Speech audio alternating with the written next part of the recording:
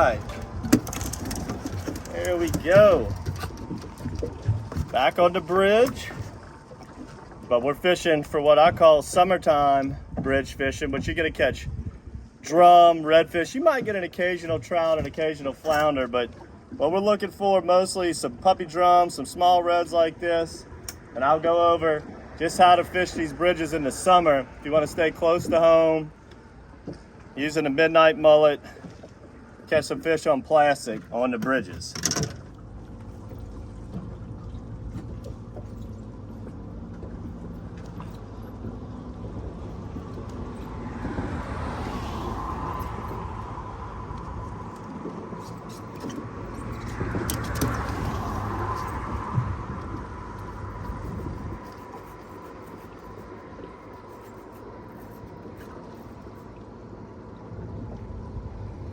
I don't know if you saw that.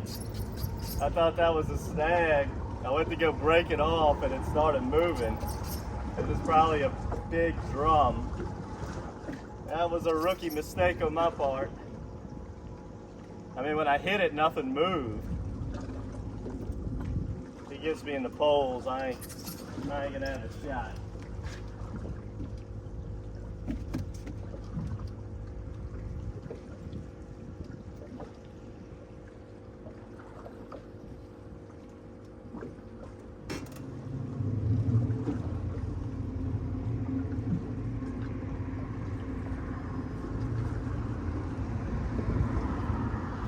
Broke me. That was a big old fish there. I went to go break the fish off and I just felt the line sliding away. That was pretty wild. I couldn't really manhandle that fish to get him out the poles. That was probably a 20-pound fish. It happens, it happens. Go ahead and after that break off, go over to setup here. Got a 1/2 ounce bullseye, threaded on one of our original matrix shads. This is one of the first 3 amigos, the midnight mullet. Great bait, little light purple hue, got silver and black flake, got a silverish glitter belly, fabulous minnow imitation lure. I just use that polymer knot. Let's see if we can get a few more summertime specials on the old bridge.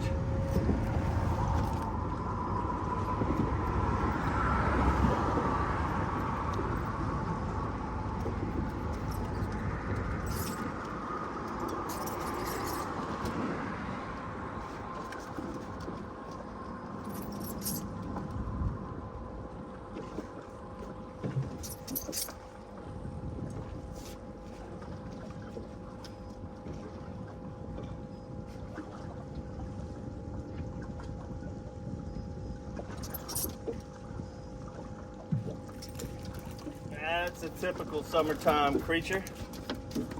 Not only do you catch the reds, these puppy drum, great eating fish. You know, they like dead bait, live bait, and a little bit more scent oriented than redfish are. But they will hit plastic. Got him on the midnight mullet again.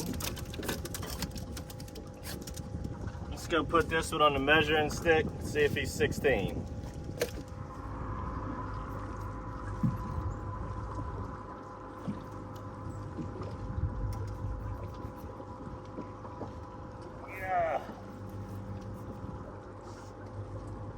Turn him.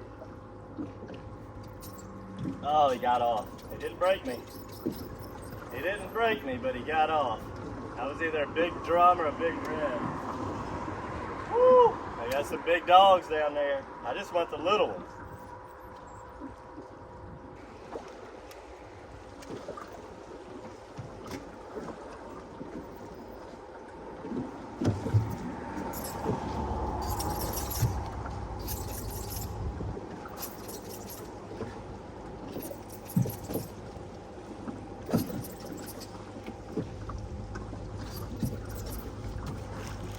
A little drum. I don't think this one's gonna make it. The other one barely made it. But these are great little fighting dudes. So much fun when they're mixed in with the reds. And if you do get a keeper, they taste just as good as the redfish do. Super fun fish to catch. We call these creature fish. Your drums, your redfish, and that's what usually hangs out here in the summertime. And they're great eating. And it's crazy in the spring when you got a few trout around, there's hundreds of boats. When in the summer, when you got the little creature fish, nobody really messes with them. But I love doing it close to home, not burning any gas, fun thing to do.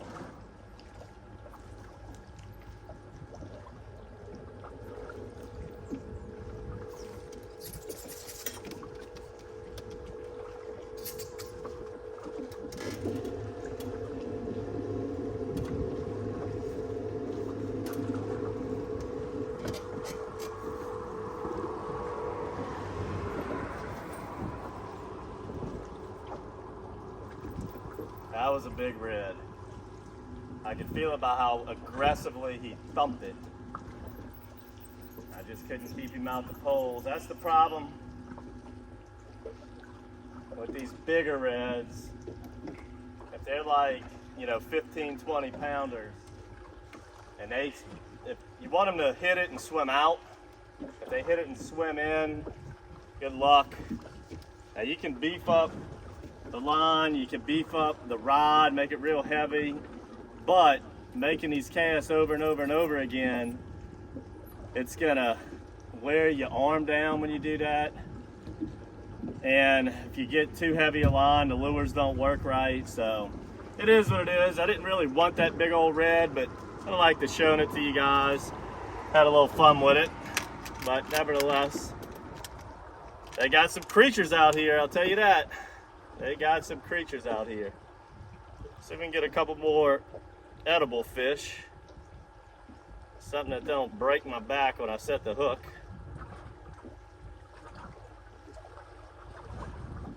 And we'll go over just how you want to approach this bridge when you're trying to catch these creature fish in the summertime. And grab another midnight mullet and get back at it. All right, whenever you're fishing for what we're calling these creature fish here, you want to get the boat relatively close to the bridge. Sometimes your bites will come off the bridge, but you want to make sure where that lure initially drops is all the way under the bridge. Keep it as close to the bridge pilings as you possibly can.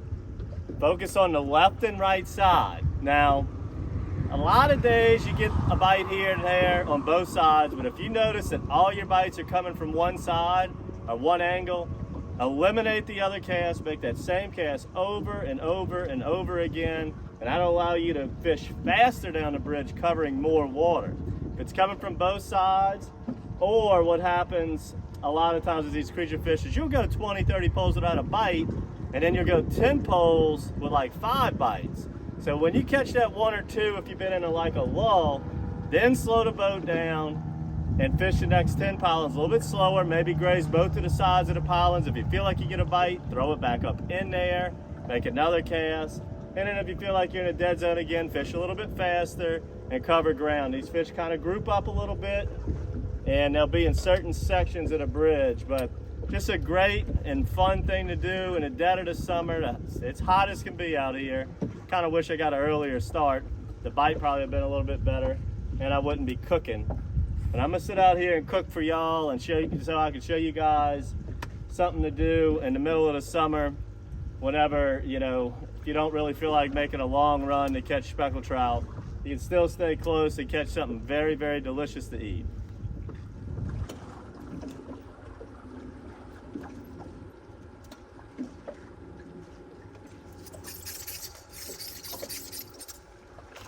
Little surprise dish, the Flat Daddy. Not that uncommon to run into a flounder or a trout when you're fishing out here. Beautiful little fish, fabulous eating, tasty, tasty right there.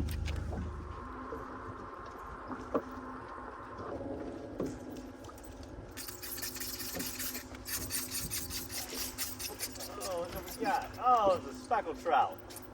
I don't think he was a keeper, but was most definitely a speckled trout. That's why I was trying to reel it in so fast.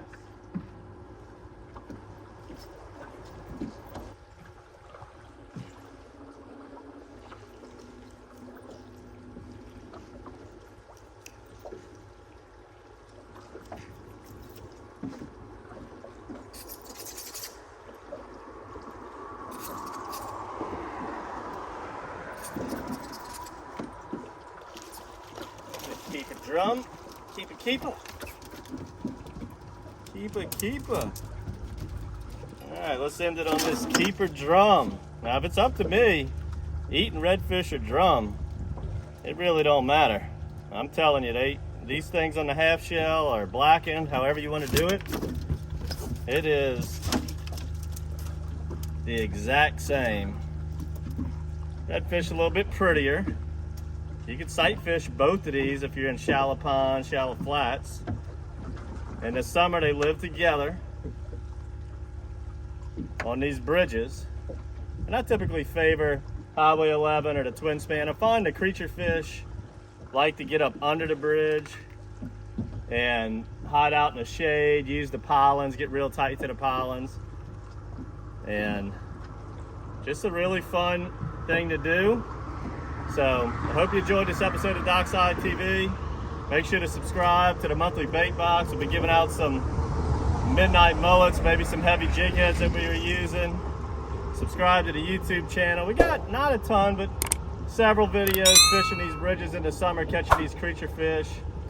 And get that barbecue pit ready. Maybe we'll do a little catch and cook at the end of this and blacken these little dudes. Or maybe we'll put these on a half shell. Till next time, guys, good fishing. I hope you enjoyed this episode of DockSide TV. All right, let's fire up this pit. Get that thing cranked up. And then first thing you want to do is rinse off the fillets real good. Get that bloodline off of there as much as you can. If you really want to, take your time on this, you can soak it in milk or water. That'll really get the blood out even better. But we're coming straight off the boat right onto the pit, and we're gonna have us a little lunch with these rascals right here. All right, so we're gonna get the grill up as not necessarily as hot as we can get it, but pretty doggone hot, 400, 500, 600 degrees. And I'll show you why I want it scorching hot before we put the fish on. All right, let's clean the grill real good. It's getting hot.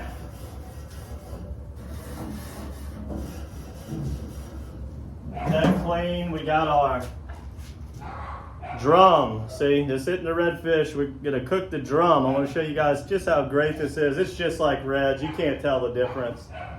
And what I'm gonna do right off the bat, got a little olive oil in the can. We're gonna spray the fish real good.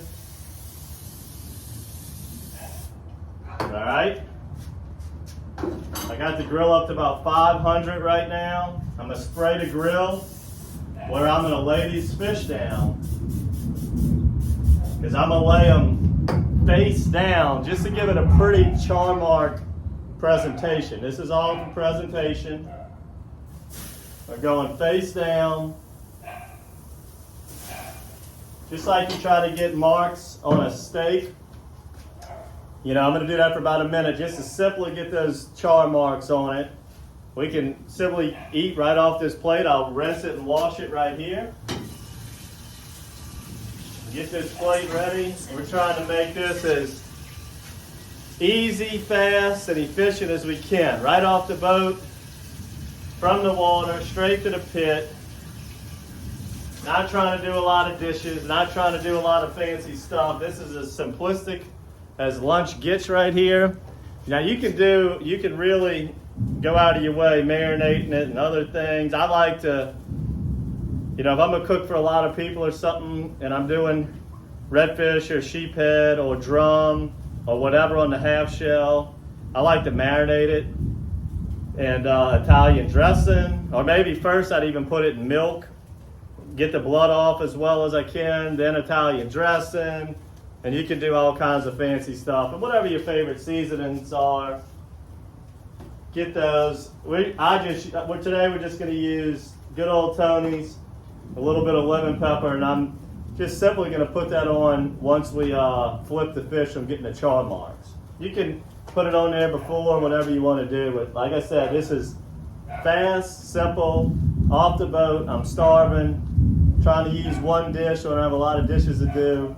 This is just a real quick, easy way to have lunch from getting groceries just around the corner. Look at them char marks right there. That one came out a little bit prettier. And then once I do that, once I flip it, we're going low all the way for a few minutes. Let's go ahead and put our Tony's on there. Little Tony's. However much you like, load it up, go light, whatever you like to do. Then we're gonna go a little lemon pepper. I love lemon on fish, personally. If you've got time, cut lemons, squeeze lemons, put it on fish. That's always great. If you really want to get delicate with it, you can wrap this in aluminum foil, keep all them juices in there. But like I said, we're going fast, quick, and easy right here. And I'm going to show you the very last step in a minute.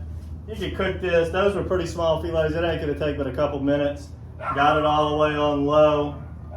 And we're just going to slow roll it there. I get it all hot just to get them char marks at the beginning. Then we just slow cook it. All right, now we're gonna move them to the top rack, turn a couple of the burners off, really slow cook it, and just let some butter melt right on top. And when that butter turns into just a liquid paste, it's time to take it off usually. You can check it, make sure the fish is flaking. I'm sure they will be, as these are smaller fillets, and it's time to eat it right off the half shell. All right, they look good and ready.